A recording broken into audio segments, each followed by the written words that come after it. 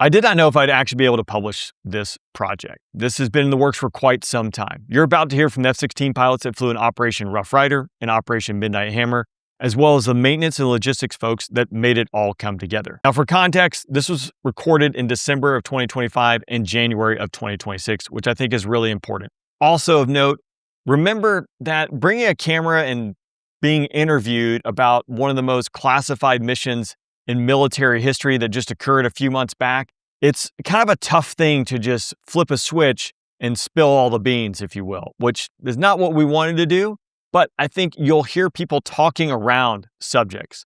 And I recognize that might create confusion or question mark from time to time. I try to provide that context with voiceover and text on screen.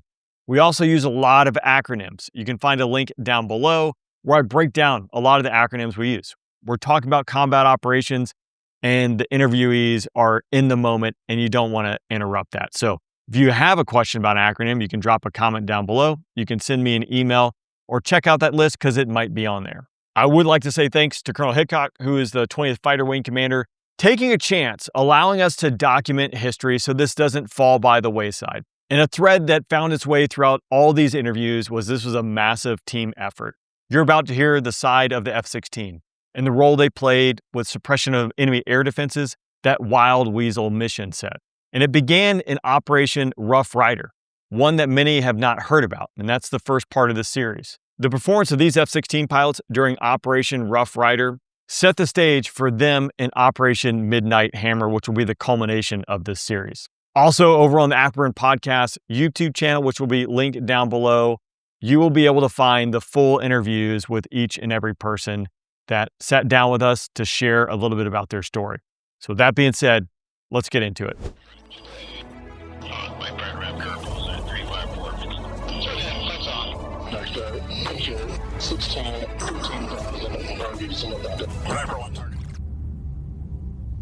We thought we would take a couple losses out there is kind of my mindset going into it. Is I didn't think from this particular mission that we were going to bring everyone home.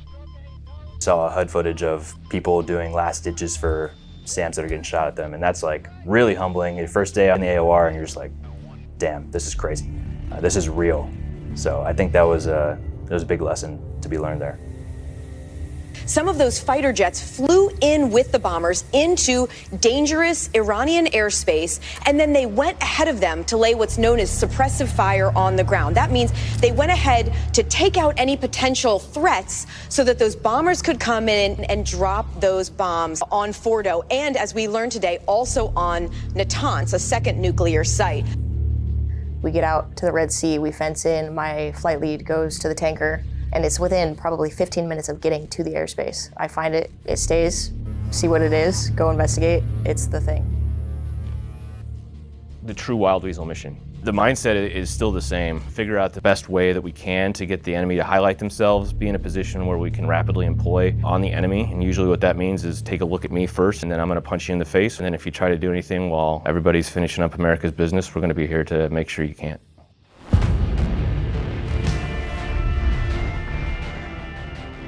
Evening strikes against three key Iranian nuclear sites. Let's listen. The Joint Chiefs will demonstrate it was an incredible and overwhelming success.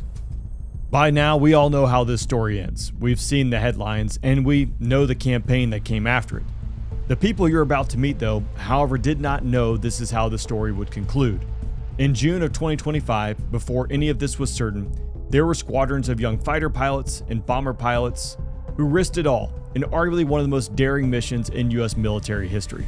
The story starts at Shaw Air Force Base in South Carolina with the 20th Fighter Wing, the 55th Fighter Squadron, the Shooters. They fly Block 50 F-16s.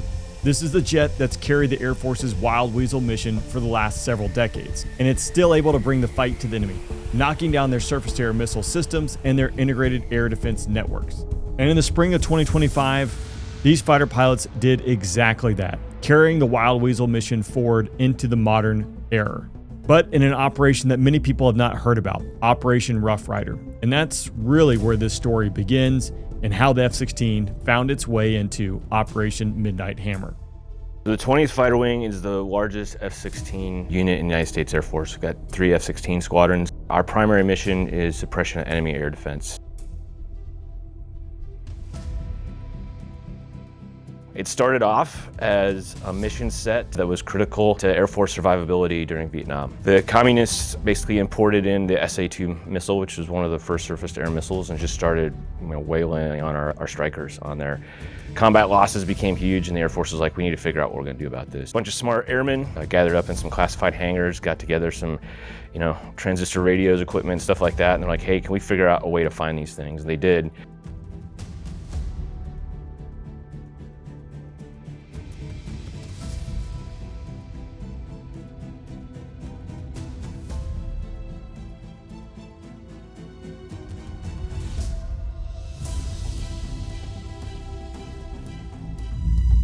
First in, last out has been the mentality, to kick down the door and then to be there as the suppressor until the strikers are outside the threat area. We have a harm targeting sensing pod on there, HTS pod we call it, that basically is a passive sensor that looks for radar emissions from radar sites that are trying to target either us or the entities that we're protecting. Take a look at me first, and then I'm going to punch you in the face while everybody else comes in here and does the big work. At the end of the day, it's still first in, last out.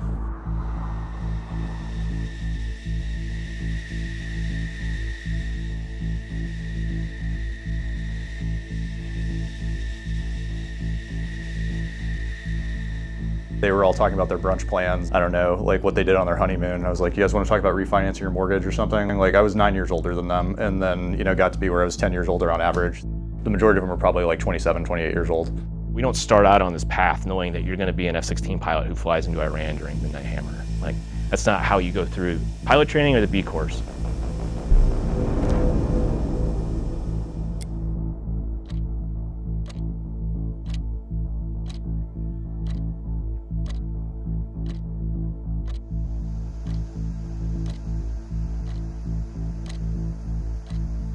Operation Rough Rider was the counter-Houthi power projection operation that involved United States Air Force and United States Navy assets that spanned over land in Yemen between March and the beginning of May for a roughly 50-day campaign. The objective of Operation Rough Rider was freedom of navigation inside the Red Sea, and then to prevent the Houthis from being able to target and attack our allied and coalition partners in the region.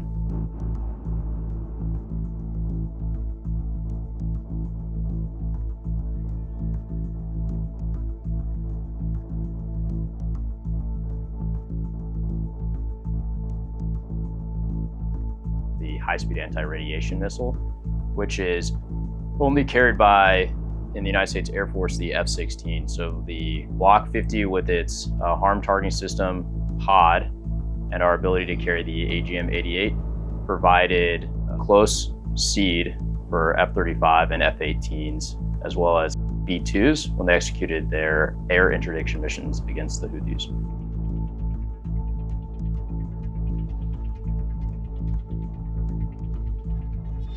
Saw HUD footage of people doing last ditches for SAMs that are getting shot at them, and that's like really humbling. Your first day on the AOR and you're just like, damn, this is crazy.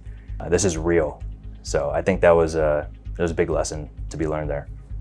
Ghost and I talked, we're like, we need everyone in the squadron to see this video, because this is a total game changer in terms of your perspective. I think that we haven't been challenged in CENTCOM in how many years, so people need to make sure they understand exactly what they're stepping into and strap in each night, ready to go, because this is a pretty interesting scenario we're in.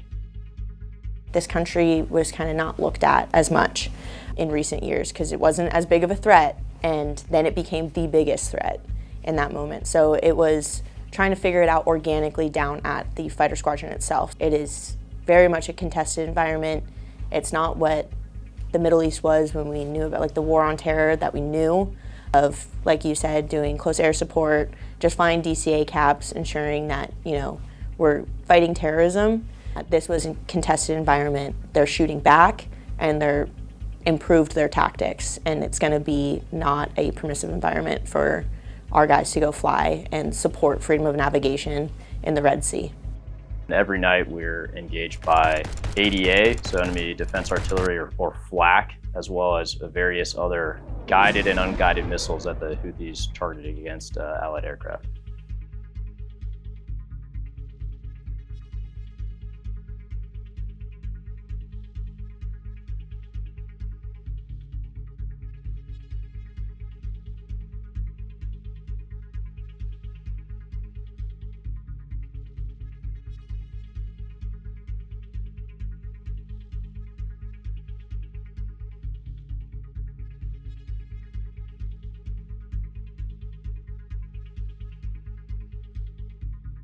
We get out to the Red Sea, we fence in, my flight lead goes to the tanker, and I'm sitting in my cap, and I find something, and it's within probably 15 minutes of getting to the airspace. I find it, it stays, see what it is, go investigate, it's the thing.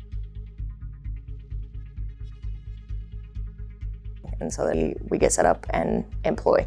It's my first 15 minutes of actually being in the cap. So it was kind of surreal getting there and realizing there's a significant threat to us, airborne.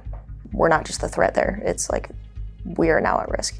So that was kind of a humbling moment, I guess, when you get there and realize, all right, this is for real. This is an actual threat and something that we need to be really focused on right now.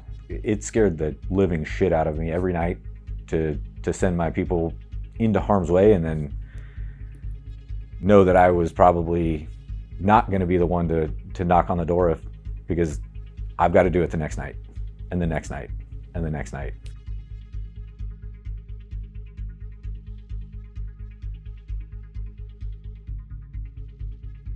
Specifically Cash, there was a time he was going to fly a mission and we got some threat reporting that, hey, they're really set up tonight to shoot you guys down.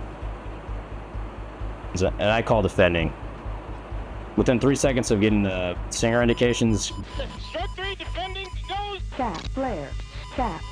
Glitch, who's in that F-16 formation that's converging on those targets from the south, he picks up the emissions from that SAM, which ends up being like 5 miles behind me, and he calls attacking, and like 8 seconds later, he ends up shooting 2 arms at this SAM.